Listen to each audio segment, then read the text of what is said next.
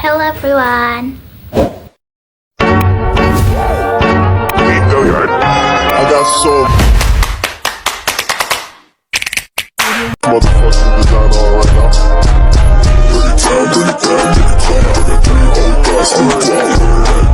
Assalamualaikum warahmatullahi wabarakatuh. Perkenalkan, nama saya Almaura Sahda Ataila dari kelas 10-4. Di sini saya akan menjelaskan materi akidah kelas 10 semester 2 bab 5. Materi yang pertama yang akan dijelaskan adalah hubbud dunya atau hub al dunya. Hub al dunya merupakan akhlak tercela yang harus dihindari sebagaimana firman Allah dalam Quran surat Al-Hadid ayat 20. A'udzubillahi minasyaitonir rajim. Bismillahirrahmanirrahim. I'lamu annamal hayatud dunya la'ibu wa lahu wa zinatu wa tafahurum bainakum wa takasurum fil amwali wal aulad. Yang artinya, ketahuilah bahwa sesungguhnya kehidupan dunia ini hanyalah permainan dan suatu yang melalaikan, perhiasan dan bermegah-megahan antara kamu, serta berbangga-banggaan tentang banyaknya harta dan anak. Quran Surat Al-Hadid ayat 20. Pengertian hub al-dunya. Hub al-dunya adalah cinta dunia yang berlebihan. Hub al-dunya adalah sumber kehancuran umat. Penyakit ini sangat berbahaya karena dapat melemahkan dan mengurangi keimanan seseorang.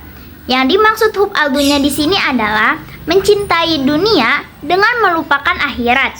Maksud dunia di sini adalah segala sesuatu yang kurang bermanfaat di akhirat. Berikut adalah contoh gambar dari hubbud dunya. Yang pertama, ada orang yang sedang memamerkan uangnya. Yang kedua, ada orang yang sedang berfoya-foya. Dan yang ketiga, memamerkan kekayaannya. Selanjutnya, penyebab hub al-dunya.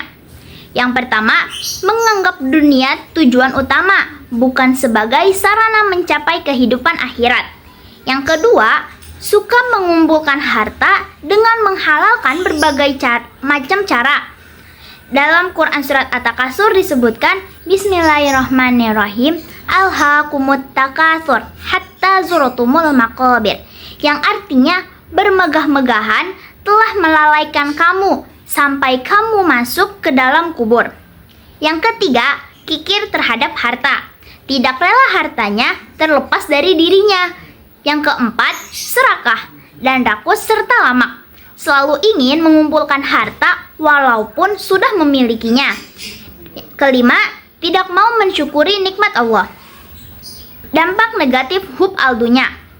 Ketika seorang muslim sudah menjadikan dunia ini sebagai tujuan utamanya, maka itu alamat dia telah terjebak dalam hub al-dunya. Padahal, dalam prinsip akidah, dunia bukanlah tujuan hidup, melainkan hanya alat untuk mencapai kebahagiaan di akhirat kelak. Maka, mereka yang hub al-dunya akan memperoleh dampak negatif sebagai berikut. Yang pertama, cinta dunia akan membuat mereka lupa kepada Allah. Yang kedua, mereka yang begitu mencintai dunia akan mudah tergoyah imannya.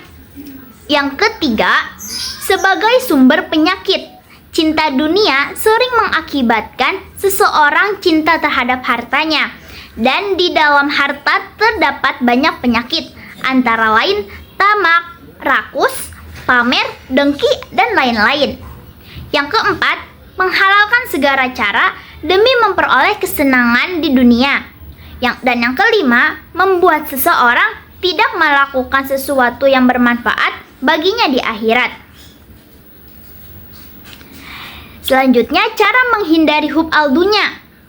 Betapa bahayanya hub al-dunya baik bagi diri sendiri ataupun orang lain.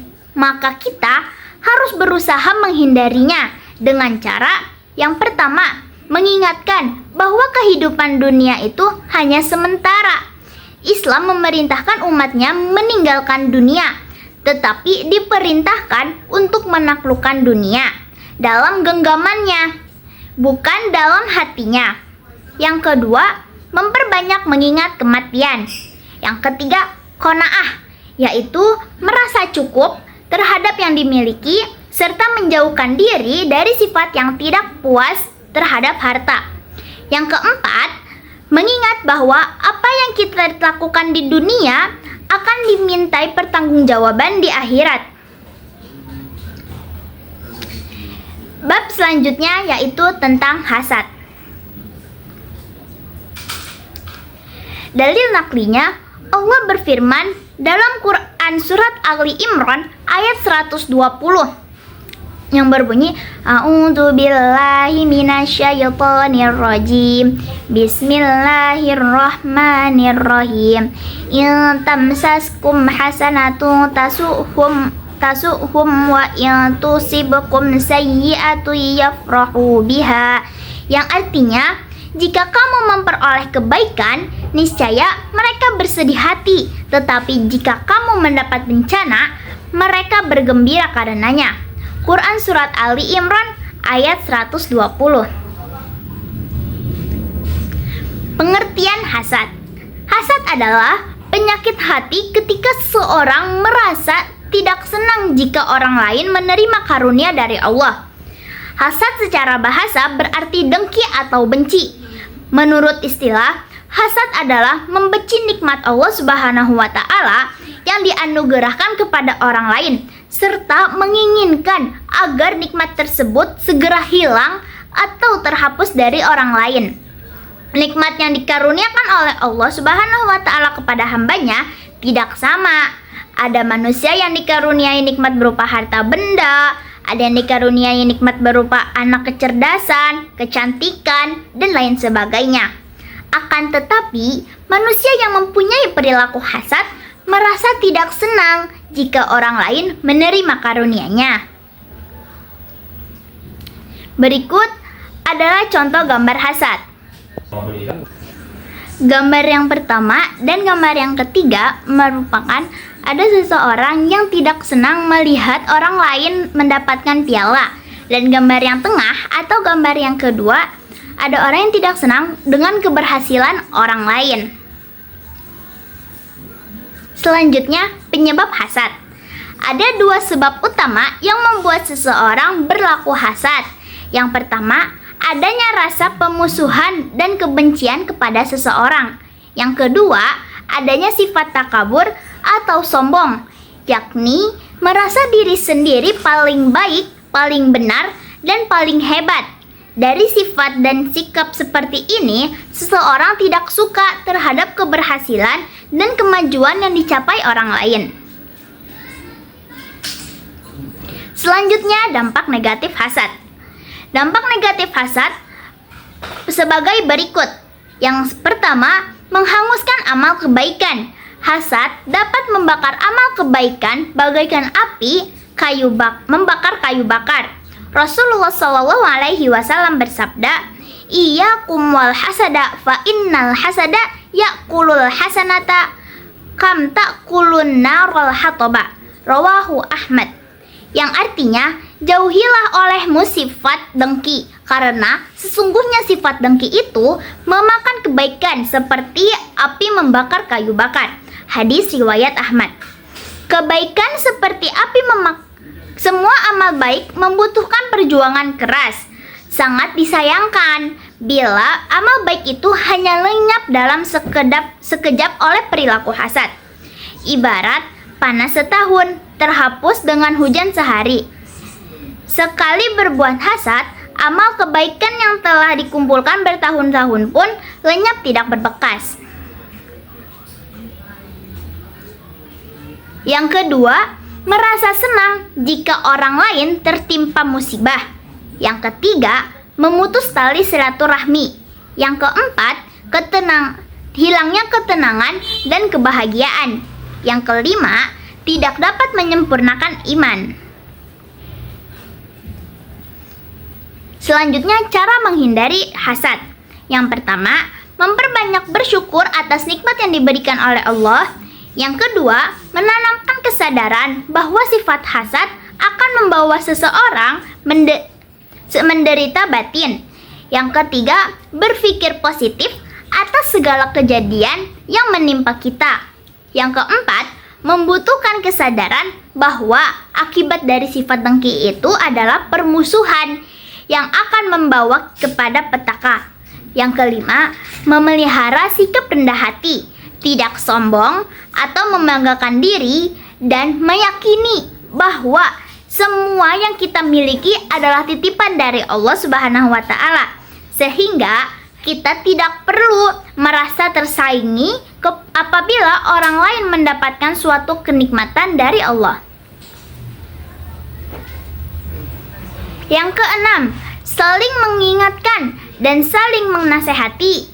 Yang ketujuh, bersikap realistis melihat kenyataan. Yang kedelapan, mempunyai pendirian dan tidak mudah terprovokasi. Yang kesembilan, senantiasa ingat pada Allah Subhanahu wa Ta'ala dan meminta perlindungan kepadanya agar terhindar dari sifat hasad. Selanjutnya, ujub. Rasulullah Shallallahu Alaihi Wasallam bersabda, "Salasun muhlikatun syuhun muta'un wahawan muttabaun," yang artinya 3 perkara yang membawa kepada kehancuran: pelit, mengikuti hawa nafsu, dan suka membanggakan diri. Hadis riwayat At-Tabari, hadis hasan. Menurut Ibnu Mubarak, sifat ujub adalah ketika seseorang merasa bahwa dirinya mempunyai suatu kelebihan yang tidak dimiliki oleh seseorang atau orang lain. Dan ujub termasuk penyakit batin. Rasulullah Shallallahu Alaihi Wasallam pernah berwasiat kepada Mu'az radhiyallahu an bahwa ujub merupakan salah satu sifat penyebab amalan manusia tidak diterima. Pengertian ujub. Secara bahasa atau etimologi, ujub berasal dari kata ajaba yang artinya kagum, terheran-heran, takjub. Al-i'jabu bin al-nafs berarti kagum pada diri sendiri, yaitu ketika merasa bahwa diri kita memiliki kelebihan tertentu yang tidak dimiliki orang lain. Ujub adalah sifat yang membawa kita suka membanggakan diri secara berlebihan dan melupakan bahwa semua kelebihan yang kita miliki semuanya adalah karunia dari Allah. Contoh sifat ujub yang sering ditemukan dalam kehidupan sehari-hari adalah ketika rajin ibadah, ia merasa kagum dengan ibadah yang dilakukannya. Ketika merasa cukup berilmu, ia akan kagum dengan ilmunya. Ketika ia merasa dirinya cantik atau tampan, ia akan kagum terus mengagumi kecantikan atau ketampanan tersebut. Secara istilah, dapat kita pahami bahwa ujub yaitu suatu sikap membanggakan diri dengan memberikan suatu penghargaan yang terlalu berlebihan kepada kemampuan diri. Imam Ghazali menuturkan, perasaan ujub adalah kecintaan seseorang pada suatu karunia dan merasa memilikinya sendiri tanpa mengembalikan keutamaan kepada Allah. Memang setiap orang mempunyai kelebihan tertentu yang tidak dimiliki orang lain. Tetapi, siapakah semua kelebihan itu? Allah berfirman, "Lillahi mulkus samawati wal ardi wa ma fihinna wa huwa ala kulli syai'in qadir." Yang artinya, kepunyaan Allah lah kerajaan langit dan bumi dan apa yang ada di dalamnya. Dan Dia Maha Kuasa atas segala sesuatu. Quran Surat Al-Ma'idah ayat 120. Dengan demikian, hakikat ujub adalah membanggakan diri atas kenikmatan yang ia dapati dengan melupakan bahwa itu adalah pemberian dari Allah. Berikut ada contoh gambar ujub. Yang pertama, membanggakan dirinya sendiri dengan mempunyai banyak medali. Yang kedua, membanggakan dirinya sendiri dengan mendapatkan piala emas. Dan yang ketiga, merendahkan merendahkan orang lain dengan kecantikan yang dia punya. Selanjutnya, penyebab ujub. Faktor-faktor yang menyebabkan timbulnya sifat ujub adalah sebagai berikut. Yang pertama, banyak dipuji orang.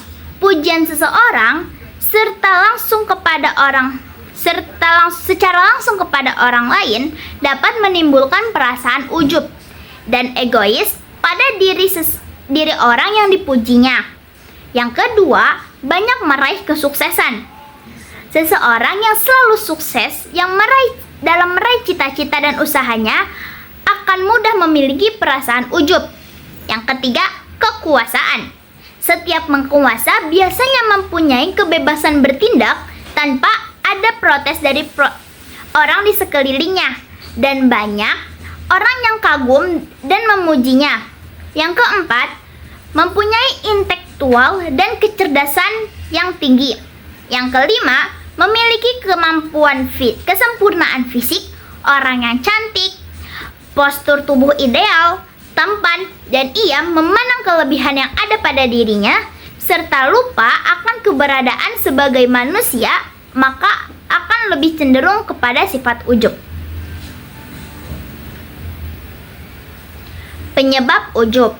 Mengutip pernyataan buku Hantim Sanama Wakun Inda Nafsika Sogiron karya Majdi Al-Hiyali, ada banyak faktor yang menyebabkan timbulnya rasa ujub dalam diri seseorang, yaitu yang pertama, kejahilan terhadap Allah. Yang kedua, kejahilan terhadap diri sendiri. Yang ketiga, tidak melakukan penyucian jiwa. Yang keempat, banyak melakukan keberhasilan. Yang kelima, banyak mendapat pujian. Yang keenam, mempunyai kekuasaan dan jabatan tinggi. Yang ketujuh, jarang mendapat nasihat. Yang kedelapan, didikan orang tua yang salah. Yang sembilan, terkenal di kalangan mereka atau di kalangan manusia. Yang kesepuluh, kelemahan karakter. Dampak negatif ujub. Yang pertama, ujub akan membawa ke arah kesombongan atau kibar, karena ujub merupakan salah satu sebab timbulnya kesombongan, dan hal itu memberikan pengaruh negatif yang lebih banyak. Yang kedua, meremehkan dosa di hadapan Allah karena masa ibadahnya sudah sempurna. Yang ketiga, melupakan nikmat atas pemberian Allah karena merasa bahwa keberhasilannya itu merupakan hasil usahanya sendiri, bukan pemberian dari Allah. Yang keempat, tidak takut azab dan kemurkaan Allah karena ia meyakini bahwa telah mendapat kedudukan mulia di sisi Allah. Yang kelima, menggugurkan pahala karena Allah tidak akan menerima amalan kebijakan sedikit pun kecuali dengan ikhlas karenanya. Yang keenam, enggan bermusyawarah dan berdiskusi dengan orang lain, juga enggan bertanya mengenai hal yang tidak diketahui. Ia lebih senang pada pendapatnya sendiri. Yang ketujuh, hilangnya rasa menghormati, lenyapnya rasa simpati orang kepadanya dan menanamkan kebencian. Yang kedelapan, enggan menerima nasihat orang lain karena menganggap orang lain lebih bodoh. Nah, cara menghindari ujub, ada beberapa hal yang bisa dilakukan oleh setiap muslim agar dirinya terhindar dari sifat ujub. Di antaranya, yang pertama, selalu mengingat akan hakikat dirinya. Nyawa yang ada di dalamnya semata-mata anugerah dari Allah. Andai kata Allah tiba-tiba mengambilnya, maka badannya tidak ada harganya sama sekali. Yang kedua, sadar akan hakikat dunia dan akhirat. Dunia adalah tempat menanam amal soleh untuk kebaikan di akhirat. Yang ketiga, menyadari bahwa sesungguhnya nikmat itu pemberian dari Allah, bukan semata-mata hasil usahanya. Ilmu, harta, kesehatan, semua itu hanyalah titipan dari Allah. Selalu ingat akan kematian dan kehidupan setelah mati. Yang kelima, berdoa kepada Allah agar dijauhkan dari sifat ujub. Dan yang keenam, berusaha mau bekerja sama dan hidup saling menghargai. Hikmahnya, sifat ujub adalah sikap bangga diri karena berlebihan yang dimilikinya. Kelebihannya itu membuat dia ujub. Seseorang tidak akan ujub kalau dia tidak memiliki kelebihan. Karena itu, berhati-hatilah ketika kita memiliki kelebihan. Ketika itu, sifat ujub gampang muncul. Sifat ujub itu adalah salah satu dari tiga sifat yang menghancurkan manusia. Kata Rasulullah, yang menghancurkan manusia ada tiga, yaitu ujub terhadap dirinya sendiri, yang kedua pelit yang dituruti, dan ketiga hawa nafsu yang diikuti. Hadis riwayat Al-Bazzar dari Ibnu Abbas. Syekh Abdul Qadir Jailani ketika ditanya oleh seseorang tentang cara membebaskan diri dari sifat ujub, beliau berkata, pandanglah kepada segala sesuatu yang kamu miliki sebagai anugerah atau pemberian dari Allah. Ingatlah bahwa dialah yang memberikan taufik kepadamu sehingga kamu dapat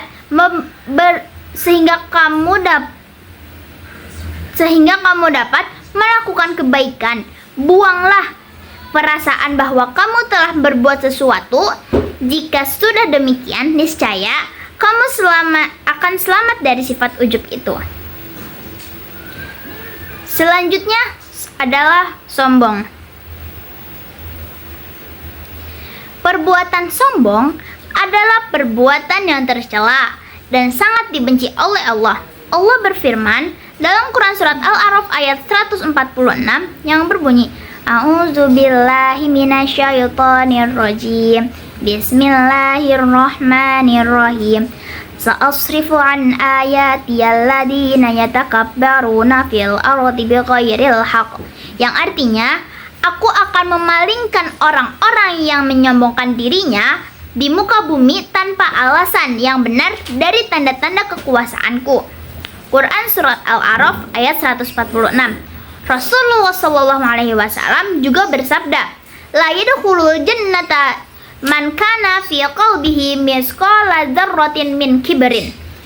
Yang artinya, tidak akan masuk surga seseorang yang di hatinya terdapat kesombongan sebesar buah zarah.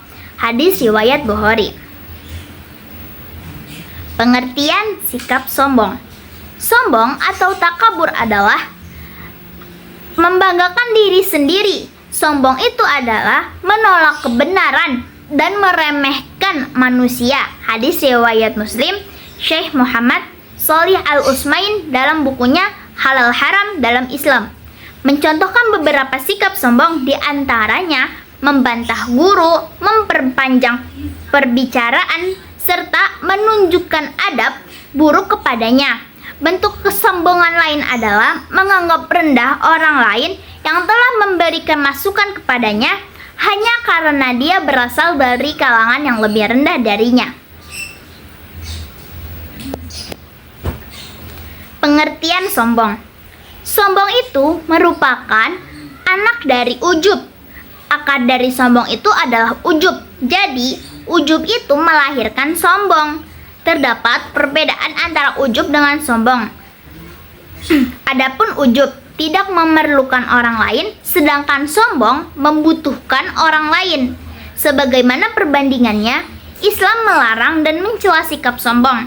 Allah berfirman dalam Quran surat Luqman ayat 18 yang berbunyi, A'udzubillahi minasyaitonirrajim. Bismillahirrahmanirrahim. Wala tusaqir haddaka linnasi wala tamshi fil ardi maraha. Innallaha la yuhibbu kulla muhtalin fakhur. Yang artinya, dan janganlah kamu meninggalkan mukamu dari manusia karena sombong, dan janganlah kamu berjalan di muka bumi dengan angkuh. Sesungguhnya Allah tidak menyukai orang-orang yang sombong lagi membanggakan diri. Quran surat Luqman ayat 18. Berikut ada contoh dari gambar sombong. Yang pertama, ada seseorang yang menyombongkan dirinya kalau dia sudah sukses. Yang kedua, menyombongkan dirinya kalau dia pengusaha besar. Dan yang keempat, menyombongkan dirinya kalau dia sedang berjalan-jalan menggunakan pesawat. Penyebab sombong. 1. Merasa apa yang diucapkannya benar, sehingga menganggap orang lain salah. Yang kedua, gila pujian. Jika mengetahui banyak orang memujinya, ia girang, bukan main, dan bertambah keangkuhannya.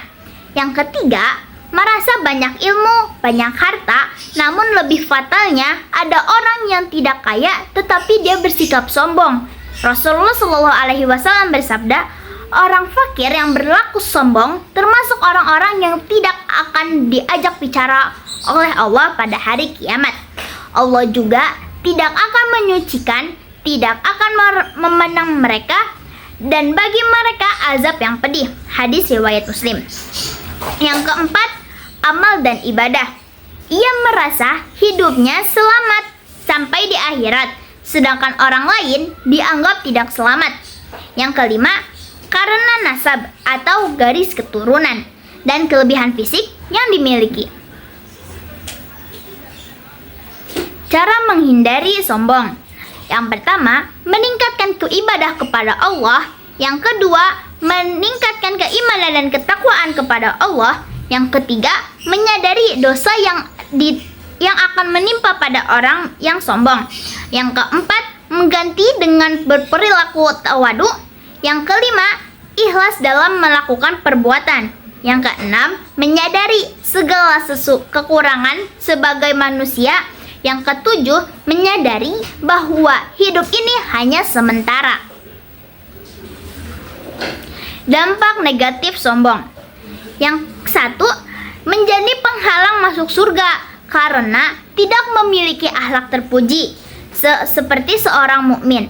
Akhlak mukmin adalah pintu surga dan kesombongan penutup pintu surga. Yang kedua, mendapatkan hukuman di dunia karena kesombongannya. Yang ketiga, membuat orang lain membenci perilakunya. Selanjutnya, bab riya. Allah berfirman dalam Quran surat Al-Baqarah ayat 264 yang berbunyi, A'udzu billahi minasyaitonir rajim. Bismillahirrahmanirrahim. Ya ayyuhalladzina amanu la tubtilu shadaqatikum yang artinya, hai orang-orang yang beriman, janganlah kamu menghilangkan pahala sedekahmu dengan menyebut-nyebutnya dan menyakiti perasaan si penerima, seperti orang yang menafkahkan hartanya karena riya kepada manusia. Quran surat Al-Baqarah ayat 264. Pengertian riya.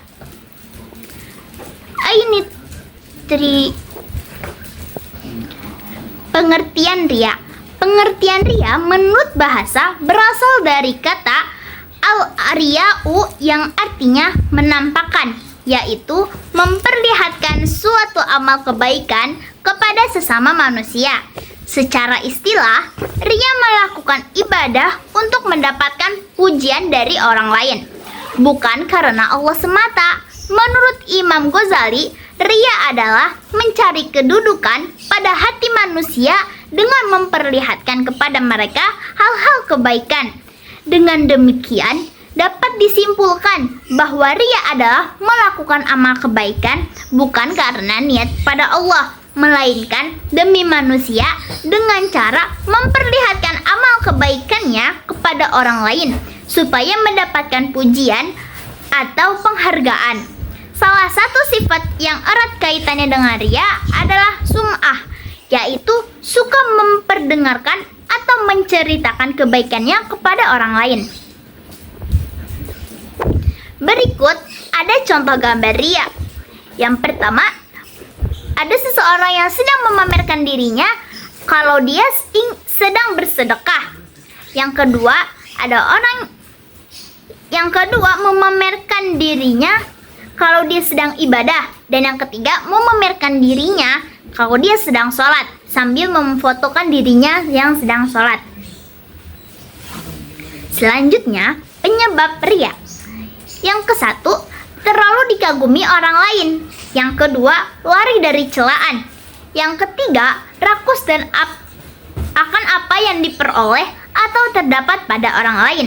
Yang keempat, ambisi mendapatkan kedudukan atau kepemimpinan. Yang kelima, senang karena lezatnya pujian orang lain. Yang keenam, lalai akan dampak buruk riya. Berikut dampak negatif riya. Yang pertama, riya lebih berbahaya daripada fitnah dajjal.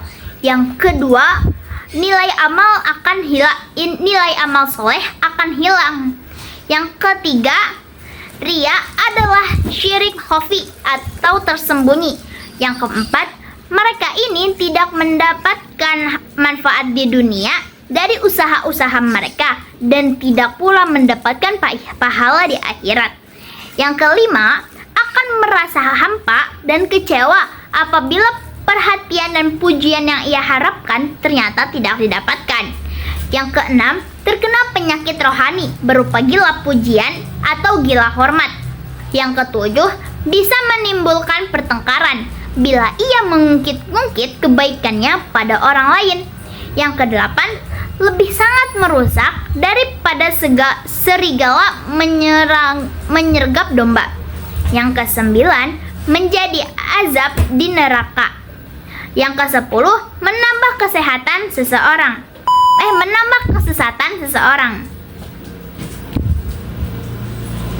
Cara menghindari riya.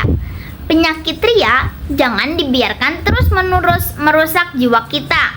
Kita harus berupaya untuk menghindarinya dengan cara sebagai berikut. Yang ke-1, memperbaiki niat ibadah semata-mata karena Allah. Yang kedua, menghindari sikap suka memamerkan perbuatan baik.